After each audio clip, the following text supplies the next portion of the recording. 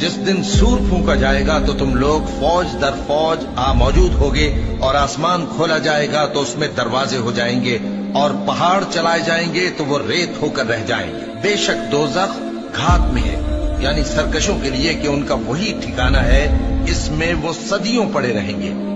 वहां न ठंडक का मजा चखेंगे, न कुछ पीना नसीब होगा मगर खौलता पानी और बदबूदार पीप। ये बदला है उनके अमाल के मुआफिक। ये लोग हिसाब आखिरत की उम्मीद ही नहीं रखते थे और हमारी आयतों को मुसलसल झुटलाते रहते थे, और हमने हर चीज को लिख कर महफूज कर रखा है। सो अब मजा चखो, हम तुम पर अजाब ही बढ़ाते जाएंगे। जिस दिन जिब्रील अमीन और दूसरे फरिश्ते सफ बांध कर खड़े होंगे तो कोई बोल न सकेगा मगर जिसको रहमान इजाजत बख्शे, और वो बात भी दुरुस्त ही कहे।